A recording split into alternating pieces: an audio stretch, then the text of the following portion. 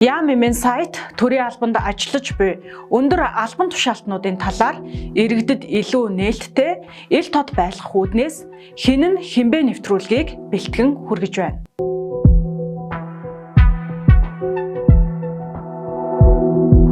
За ингээд бид өнөөдрийнхөө дугаараар нэрсийн дарааллын дагуу улсын хурлын гишүүн Адьяа Сүрэнг онцлолоо.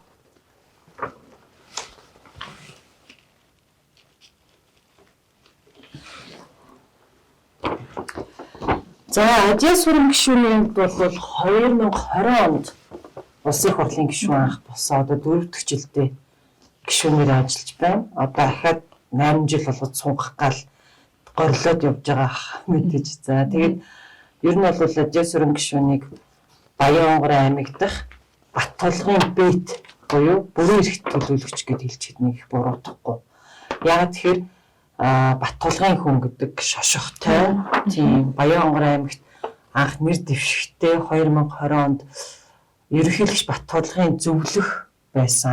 Энэ хүнд бол 2 хувилбар байсан. Учираас улсын хурлд нэр дэвшсэн гэдэг яриа би юу гэхээр нэг бол төрийн ордонд орох, нэг бол шоронд орох гэдэг Тэгэхээр маш бүр эсрэг зэсрэг хоёр хувилбарын сонголт байсан биз дээ. Эсрэг дөрвөн дээр дэмжижсэн гэдэг чинь. Тэгээд Адьяа Сүрэнг гишүүний үед одоо эхний сонголт нь буюу төрийн ордонд орж чадсан байна. Тий аюу. Тэгээ шалтгааны манай сарангаас илүү дэлгэрэнгүй тайлбарлаач.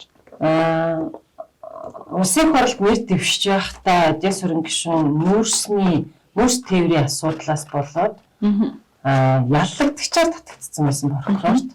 Ямар учиртай гэхээр ер нь бол Монгол улсад 2000 гаруй мөрс тээврийн том тэрэг байд юм байна. Тэрний 40 гаруй хувь буюу бараг 800 энэ хүнтэй хамааралтай болон энэ хүний нэр дээр байдаг 10 орчим компани нэр дээр тээвэр хийд юм байна л да. За тэгээд тэр өөрийнхөө мөрс тээврийн компаниудад одоо олон улсын зөвшөөрөл олгуулах Хятад Монгол хоёрын хооронд гэсэн үг шүү дээ. Хил гарах зөвшөөрөл авах тэрийг нь Си зөвшөөрөл гэдэг юм.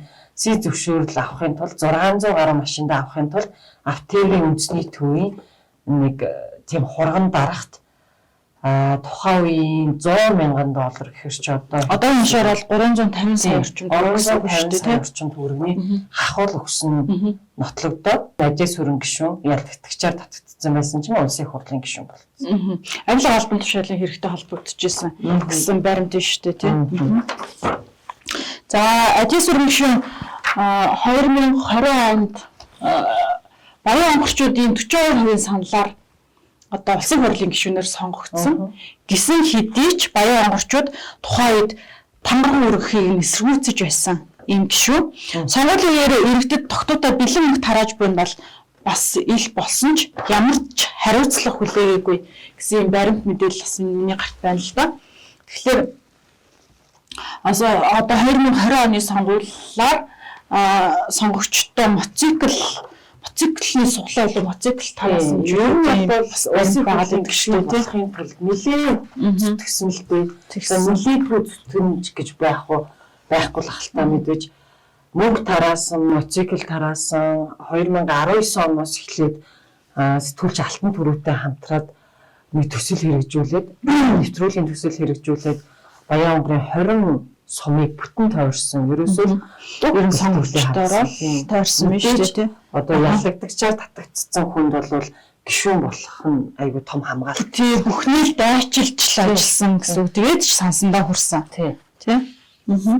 За дараагийн баримт нь ямар баримт байлаа? Адьяа Сүрэнг гишүүний хувьд бол хятадтай хамтарч бас яг энэ мөрсний салбарт бизнес эрхэлдэг. Улсын хурлын гишүүн Адьяа Сүрэнг түүний төрсөн эгч Аюуш нарын үүсгэн байгуулсан мөрсний компаниудыг нэр дээрээ шилжүүлж авсан Friendship Fortunes Corporation компани 2023 оны 5 дугаар сард Британийн Виржинийн арлуудад бүртгэгдэж офшор компани болсон. Ийм бас мэдээлэл байна. Харин одоо энэ 5 сард бүртгэгдсэн гэхээс түүнээс 1 сарын дараа буюу 6 дугаар сард нүүрсний сонсгол болж исэн.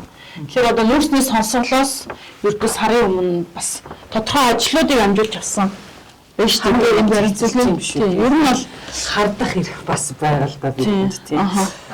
Одоо тэгээд энэ нүүрсний асуудалтай холбоотой ялдагдагчаар татагдсан байсан гэдэг аашгүй. Тэгээд гишүүн босныхын дараа ялдагдагчаар татагдсан асуудлыг нь хүчингү болгоцсон.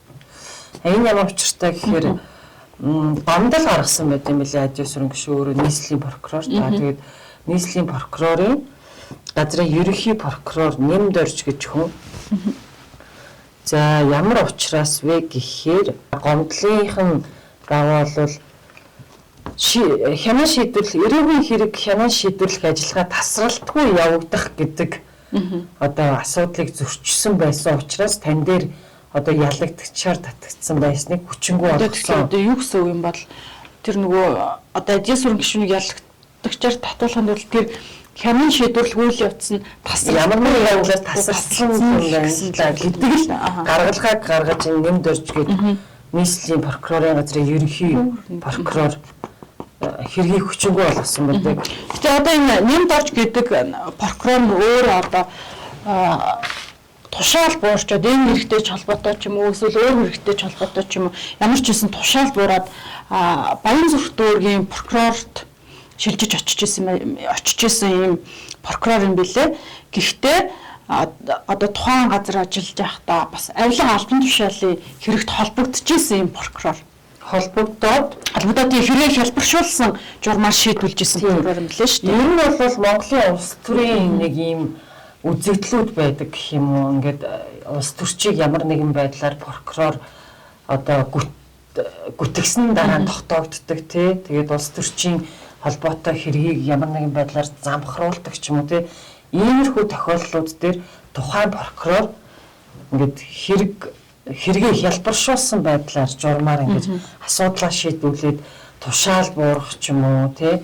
Ямар нэгэн байдлаар нийтийн албанд тэдэн жил ажиллах эрхийг нь хасах ч юм уу гэх мэтээр асуудлыг шийдэж намжаадаг ч юм уу эсвэл дэвэргэж гаргадаг ч юм уу ийм тохиолдолд прокуроруудын түүхэнд аягүй их байдаг. Яг л энэ зарчмаар л энэ асуудал шийдэгдсэн юм шиг байна. Дараагийн баримт нь болохоор одоо улсын хурлын гишүүн Ажийн сүрэнгийн хөрөнгө орлогын мэдүүлгээс харахад одоо өөрийн хөрөнгө нь улсын хурлын гишүүн болсноос хойш 16 дахин буурсан гэсэн юм мэдээлэл байгаа байхгүй юу? Тухайн үед яг ингээд гишүүн болохоос өмнө мэдээллүүд гарч ирсэн л да. Одоо жилийн 800 сая төгрөгийн орлоготой энэ хүүхэн ч юм уу те улсын хурлд орж яах гэж байгаа мотоцикл тарааж мөнгө тарааж яах гээд ороод байгаа гэдэг ч юм уу. Тэгсэн чинь тэгээд мэдээж цаана энэ хүнд нэг мөнгө чухал биш л байсан юм биш үү тийм. Тийм нэг одоо ер нь бол улсын хурлын гишүүн болох гэж одоо зорж байгаа хүмүүст мөнгө бол нэг тийм чухал асуудал биш хаа угаасаа тий. Дэсүрэн гишүүний жишээн дээрээс харахад хуулийн хамгаалалт тий. Ийм хамгаалалт шаардлага байдал ч юм уу тий.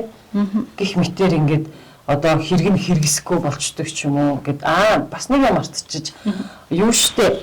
Одоо энэ яг авилгатай тэмцэх газар дээр энэ хэргийг Ажийн сүрэн гишүүнтэй холбоотой хэргийг яг анх мөрдөж исэн гардаш мөрдөж исэн мөрдөн байцаагч нь хаавал дүүрэг рүү тушаал төвшөө шүүгдсэн байдаг байх шүү. Тийм. Тэгээ дараагийн нь болохоор за тэгээд мэдээж хил мэдээллийн хэрэгсэл дээр гарсан мэдээллүүдийн нэгтгэхэд таймлаад үзэгчдэд хүргэж байгаа гэдэг болохоор тэгээд мэдээж энэ одоо 4 жил улсын хурлд сууж байгаа юм чи ямар нэгэн байдлаар ажил хийсэн байх гэд шүүж үзсэн. Тэгээд нэг юм үзэгчд маань санаж байгаа хаа юм уянгалсан видео яваад тэр видеог нэг үзчихв. За тийм. Ирчүүд минь та нар хаана байна вэ?